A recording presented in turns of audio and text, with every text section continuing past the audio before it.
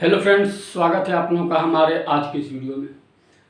आज हम लोग देखेंगे पॉलिटी में संसद के बारे में। इससे पहले का हम लोग मंत्रिपरिषद, प्रधानमंत्री सभी के बारे में हम लोग पढ़ लिए थे। आज हम लोग देखेंगे संसद के बारे में। तो चलिए देखते हैं। संसद की जो चर्चा है वह हमारे संविधान के अनुच्छेद संख्या 79 में दी गई, 79 में। संसद की चर्चा कहाँ की गई है? संविधान के अनुच्छेद संख्या 79 में।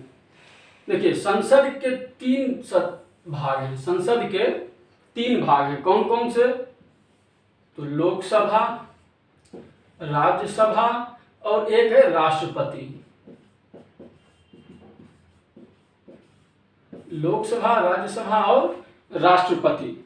लोकसभा, राज्यसभा और राष्ट्रपति। देखिए, ये तीनों राष्ट्रपति संसद के एक अभिन्न अंग हैं। लोकसभा, राज्यसभा और राष्ट्रपति। तो राष्ट्रपति के बारे में पिछले वीडियो में ही हम लोग पढ़ चुके हैं, राष्ट्रपति के बारे में। आज हम लोग देखते हैं लोकसभा और राज्यसभा के बारे में। तो राज्यसभा की जो चर्चा की गई है वह अनुच्छेद संख्या 80 में की गई है और लोकसभा की चर्चा अनुच्छेद संख्या 81 में की गई है। राज्यसभा की चर्चा कहाँ है? अनुच्छेद संख्या 80 और लोकसभा की चर्चा अनुच्छेद संख्या 81 में की गई है। देखिए, इसमें जो है लोकसभा में टोटल 545 सदस्य हैं। लोकसभा में सदस्यों की संख्या कितनी है? 545। और राज्यसभा में 245।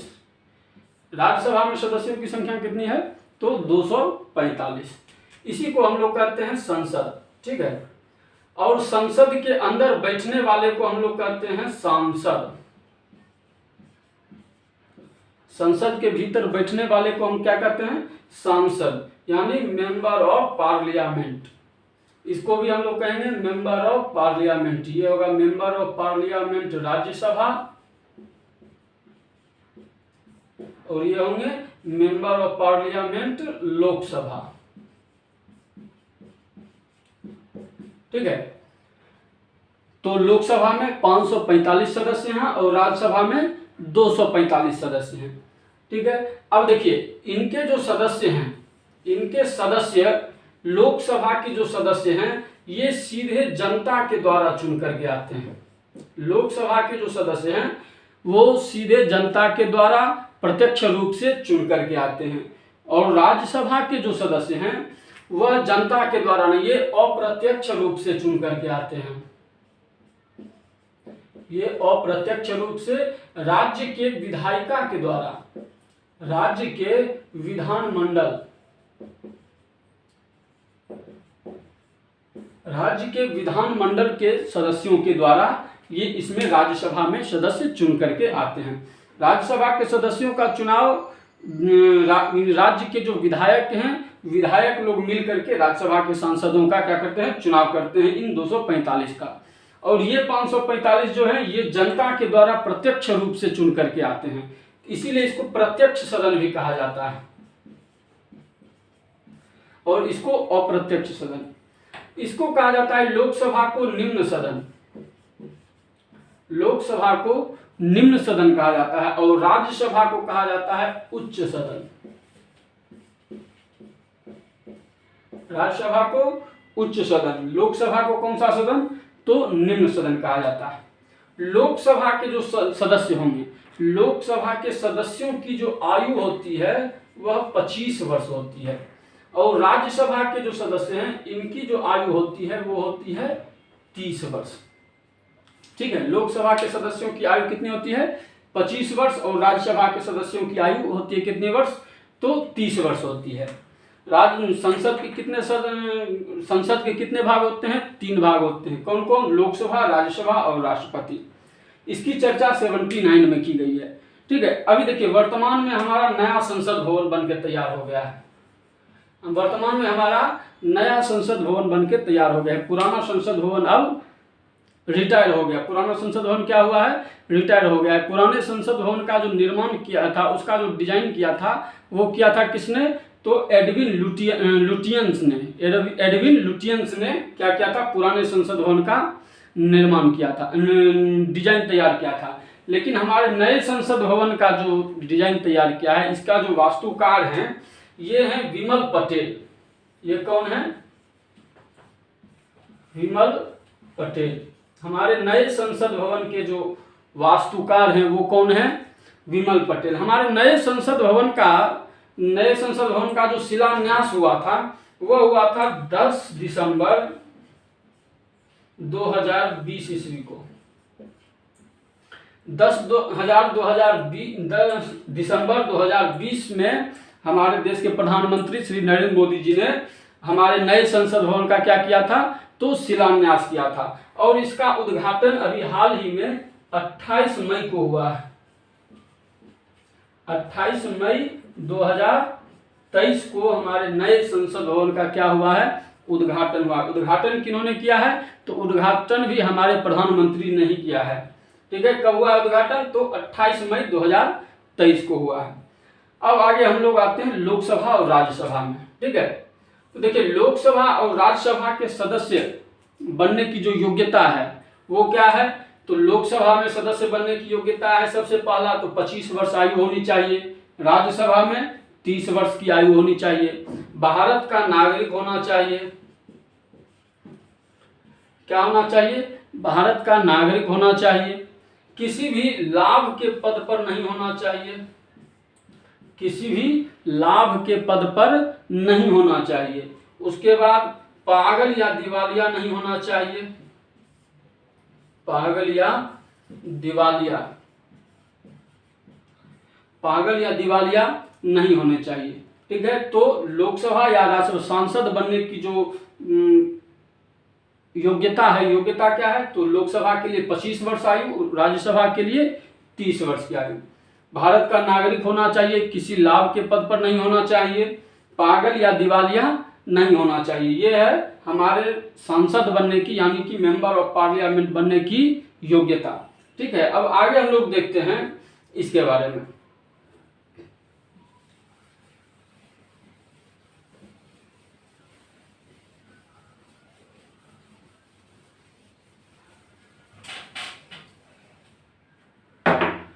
देखिए संसद जो है हमारे भारत की जो संप्रभुता है, हमारे देश की जो संप्रभुता है, भारत की संप्रभुता इसी संसद में है। भारत की संप्रभुता कहाँ है? किसमें है? तो संसद में है। संप्रभुता यानी सॉवर्निटी, यानी कि अब इससे ऊपर कुछ भी नहीं है। इसके ऊपर अब किसी और का क्या होगा? इन संसद के ऊपर किसी अन्य का कोई प्रभाव नहीं होगा। अब जैसे राज्य में विधायिका है तो विधानमंडल है, तो विधानमंडल क्या है? संप्रभु निकाय नहीं है। विधानमंडल एक संप्रभु निकाय नहीं है। क्यों? क्योंकि इसके ऊपर भारत की संसद का प्रभाव रहता है। किसके ऊपर? तो विधायिका के, विधानमंडल के ऊपर भारत की संसद का प्रभाव रहता है। यानी इसलिए विधानमंडल क्या है? वह एक संप्रभु निकाय नहीं है। लेकिन भारत की संसद जो है वह एक संप्रभु निकाय है, अर्थात इसके ऊपर अब संसद के ऊपर किसी और का कोई प्रभाव नहीं, किसी अन्य शक्ति का कोई प्रभाव नहीं पड़ेगा। किसके ऊपर? तो संसद के ऊपर कोई दबाव नहीं डाल सकता है, किसी प्रकार का कुछ भी नहीं। ठीक है, अब देखते हैं लोकसभा और राज्यसभा। लोकसभा और राज्यसभा के पास कुछ शक्तियां दी गई हैं, जिसमें किसी चीज में लोकसभा के पास विशेष शक्तियां हैं, किसी क्षेत्र में राज्यसभा के पास विशेष शक्तियां हैं। वैसे केवल और केवल 5% ही राज्यसभा के पास विशेष शक्तियां हैं, बाकी 95% में लोकसभा के पास ही विशेष शक्ति दी गई है। ठीक है, तो अब हम उसके बारे में देख लेते हैं कि राज्यसभा, पहले हम लोग देखते हैं कि राज्यसभा के बारे में, राज्यसभा को कौन कौन सी विशेष शक्तियां दी गई हैं, राज्यसभा को किस तरह की शक्तियां दी गई हैं। ठीक है, तो चलिए देखते हैं।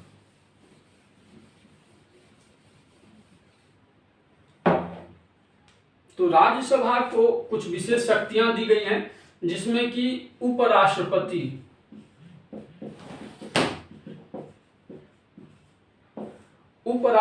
पर अगर महाभियोग लगाना है, उपराष्ट्रपति पर यदि महाभियोग लगाना है तो वो राज्यसभा में ही प्रारंभ किया जा सकता है। उपराष्ट्रपति पर महाभियोग लगाने के लिए लोकसभा और राज्यसभा दोनों में पारित होना अब अनिवार्य है। राज्यसभा में पारित हो गया, फिर लोकसभा में भी पारित होना अनिवार्य है। लेकिन उपराष्ट्रपति पर जब भी महाभियोग लगाया जाएगा तो उसका जो शुरुआत किया जाएगा, प्रारंभ किया जाएगा, वह कहाँ से किया जाएगा? तो राज्यसभा से किया जाएगा। इस विषय में राज्यसभा के पास विशेष शक्तियां हैं। उसके बाद देखिए राज्य सूची का विषय है अनुच्छेद 249 में। अनुच्छेद 249 में राज्य सूची के विषय है।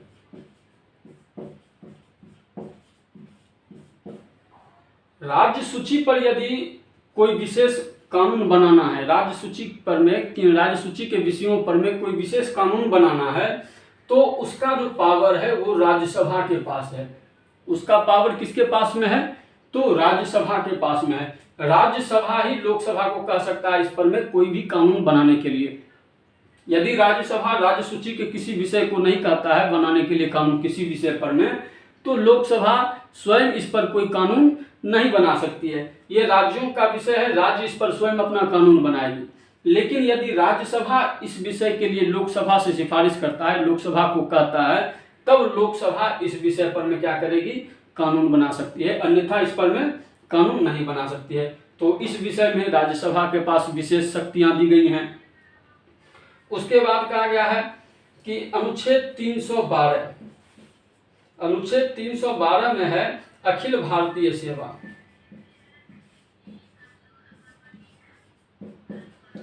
अखिल भारतीय सेवा, अखिल भारतीय सेवा। अब इसमें क्या है, तो जैसे IAS, IPS, IFS ये जो सेवाएं हैं इसके विषय में कहा गया है। अब ऐसी कोई भी जैसे IAS या IPS इस टाइप की कोई और नई सेवा लागू करनी हो, कोई और नया पद सृजन करना हो, तो उसके लिए राज्यसभा ही क्या कर सकती है? पहले इस पर में कानून बना सकती है। अखिल भारतीय सेवा यानी IAS या IPS या IFS या IRS इस सभी के विषय में ऐसा कोई एक नया मतलब विभाग बनाना हो, जैसे IAS है, IPS है, उसी तरह से एक और नया विभाग बनाना हो, एक नई सेवा का आयोजन सृजन करना हो, तो उसके लिए क्या करेगी? तो राज्यसभा के पास इसके लिए क्या है? इस विषय में राज्यसभा के पास शक्तियां दी गई हैं कि राज्यसभा ही इस विषय में क्या करेगी? पहल कर सकती है। ठीक है। उसके बाद है आपात स्थिति में। देखिए आपात स्थिति में क्या होता है,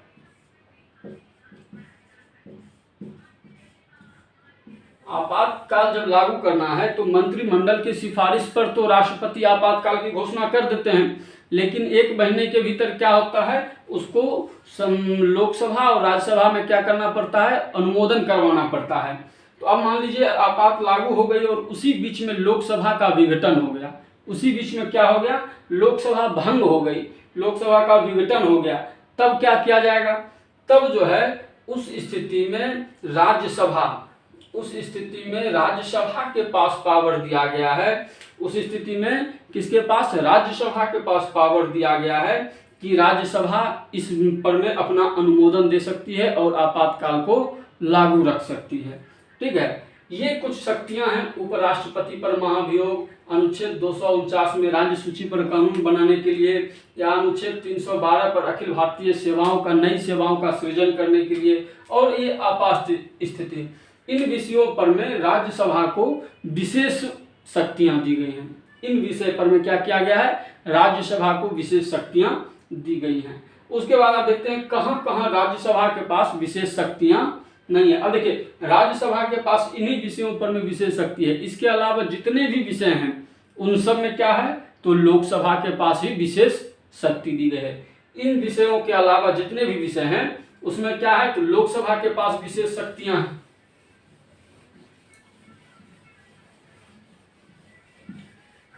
अब जैसे देखिए धन विधेयक,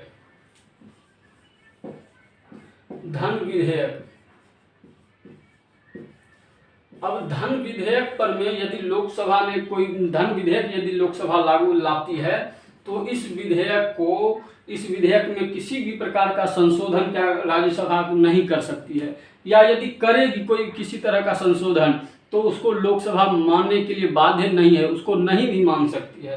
तो धन विधेयक के विषय में राज्यसभा के पास कोई शक्ति नहीं है। राज्यसभा इसको ज़्यादा से ज़्यादा 14 दिनों तक रोक करके रख सकती है, ज़्यादा से ज़्यादा 14 दिनों तक रोक करके रख सकती है। 14 दिनों के बाद यह स्वतः पारित हो जाएगा। क्या होगा? स्वतः पारित मान लिया जाएगा। 14 दिनों के बाद क्या होगा? यह स्वतः राज्यसभा के द्वारा पारित मान लिया जाएगा। यानी धन विधेयक को राज्यसभा रोक नहीं सकती है, इस पर में किसी तरह का बदलाव भी नहीं कर सकती। यदि बदलाव करती है तो उसको लोकसभा मानने के लिए बाध्य नहीं है। लोकसभा मान सकता है या नहीं भी मान सकता है। ठीक है। उसके बाद है संयुक्त अधिवेशन।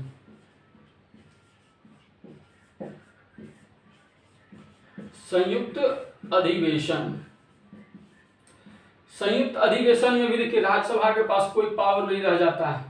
अब जैसे कोई कानून लोकसभा ने किसी विधेयक को पारित किया, राज्यसभा उसको पारित नहीं करना चाहती है। राज्यसभा क्या करे? उस विधेयक को रोक के रखे हुए है, उसको पारित नहीं करना चाहती है। तो उस स्थिति में क्या होता है कि उस स्थिति में संयुक्त अधिवेशन बुलाया जाता है। उस स्थिति में क्या होता है? संयुक्त अधिवेशन बुलाया जाता है। और संयुक्त अधिवेशन जब होता है तो उसमें लोकसभा के 545 और राज्यसभा के 245 ये सभी सदस्य एक जगह सेंट्रल हॉल में मिल करके उस विधेयक पर में क्या करते हैं? बहस करते हैं। अब इसकी अध्यक्षता यहाँ लोकसभा के स्पीकर करते हैं। अब इसमें संख्या बल अधिक है लोकसभा का, इसीलिए यहाँ पर क्या होता है कि यहाँ पर में संयुक्त अधिवेशन में राज्यसभा का अधिक वहाँ प्रभाव नहीं बन पाता है। वहाँ लोकसभा के द्वारा जो पारित कर दिया गया है संयुक्त अधिवेशन में भी वो क्या हो जाता है? लोकसभा के द्वारा और राज्यसभा के द्वारा दोनों के द्वारा मिल करके उसको पारित ही कर दिया जाता है। यहाँ पर में राज्यसभा के सदस्यों की संख्या बहुत कम है, 245 है और यहाँ 545 है। तो संख्या बल अधिक होने के कारण इनका बहुमत अधिक होता है, जिसके कारण क्या होता है? संयुक्त अधिवेशन में लोकसभा जीत जाती है और इस संयुक्त अधिवेशन में उस विधेयक को क्या होता है? पारित करना पड़ जाता है। ठीक है। तो संयुक्त अधिवेशन में भी राज्यसभा के पास कोई पावर नहीं रहता है। उसके बाद मंत्री परिषद। मंत्री परिषद, अब देखिए मंत्री परिषद जो है सामूहिक रूप से मंत्री जो भी हैं ये लोकसभा के प्रति उत्तरदायी होते हैं। मंत्री परिषद क्या होते हैं? ये लोकसभा के प्रति उत्तरदायी होते हैं। तो इनको राज्यसभा इनके ऊपर किसी भी तरह का कोई जवाबदेही नहीं डाल सकता है। राज्यसभा इनसे किसी तरह का कोई कुछ पूछ नहीं सकता है। किसी तरह का मंत्री परिषद के ऊपर राज्यसभा का कोई नियंत्रण नहीं होता है। ठीक है। उसके बाद बहुमत दल।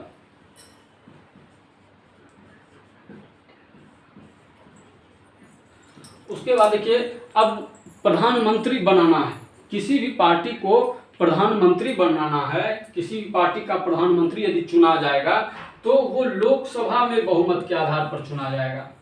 वो क्या होगा? लोकसभा में बहुमत के आधार पर चुना जाएगा, ना कि राज्यसभा में। राज्यसभा में उसका बहुमत है या नहीं है इससे कोई फर्क नहीं पड़ता है। लोकसभा में उसका बहुमत है तो वो क्या होगा? वो सरकार बना सकता है।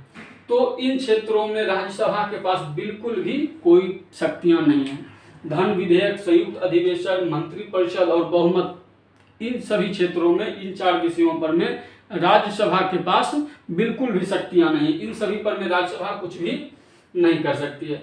अब कुछ ऐसे टॉपिक्स हैं, कुछ ऐसे मुद्दे हैं जहां पर में लोकसभा और राज्यसभा दोनों के पास क्या है? बराबर शक्तियां दी गई हैं। दोनों को क्या दिया गया है? बराबर शक्तियां दी गई हैं। तो वो कौन कौन सा विषय है? तो देखिए जैसे कि एक है राष्ट्रपति पर महाभियोग। राष्ट्रपति पर यदि महाभियोग लगाना है, राष्ट्रपति पर यदि महाभियोग लगाना है तो इसको लोकसभा और राज्यसभा दोनों में अलग अलग पारित कराना पड़ेगा। इसके लिए संयुक्त अधिवेशन की व्यवस्था नहीं है। इसके लिए किसी प्रकार का संयुक्त अधिवेशन नहीं बुलाया जा सकता।